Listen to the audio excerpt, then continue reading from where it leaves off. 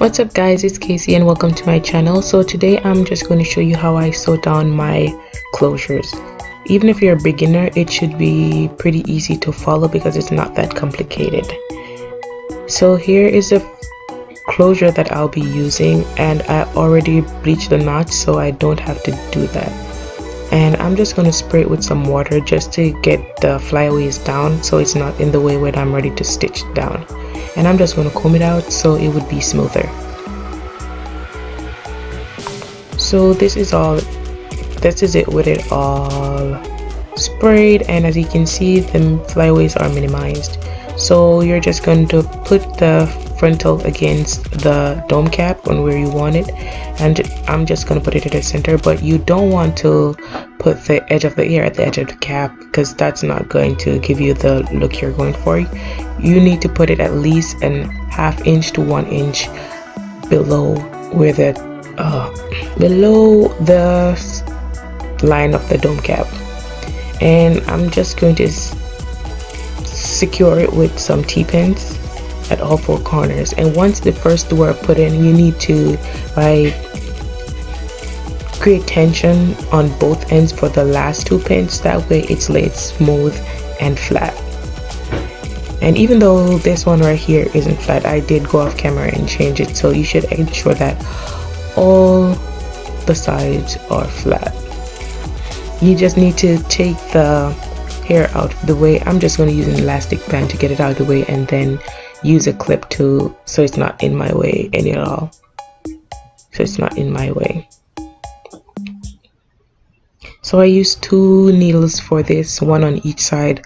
That way it's just less stress for me. And you're going to want to start a centimeter above, so that way the knot is not under the lace when you're ready to sew it.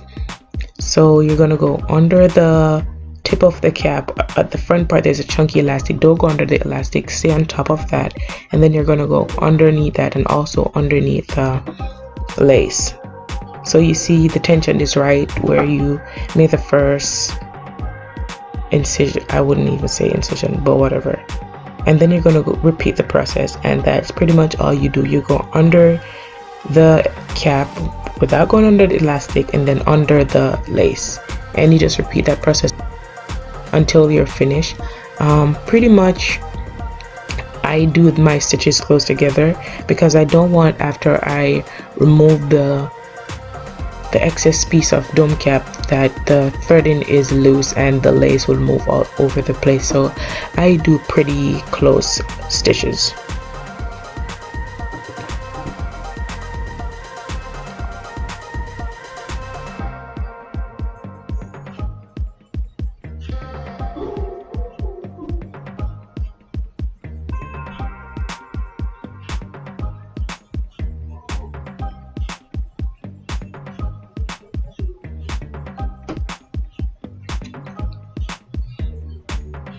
And once you get to a corner, you want to make a knot. That way it's not loose. Even though you're not cutting the thread or anything, you just want to secure it with a knot.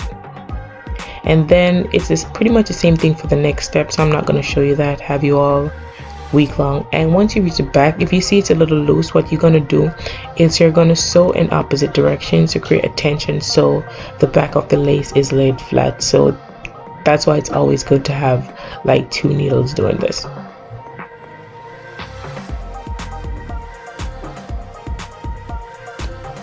You still go under the cap and under the lace and stitch it, but you just want to make sure that the stitches are going in the opposite direction to create the tension that you need.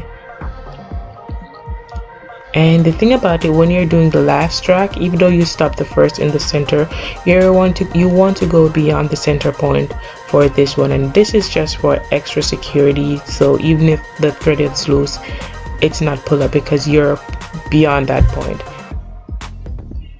And then all you're going to do is just stitch it and cut it, and you should be all finished with your cap, with your frontal.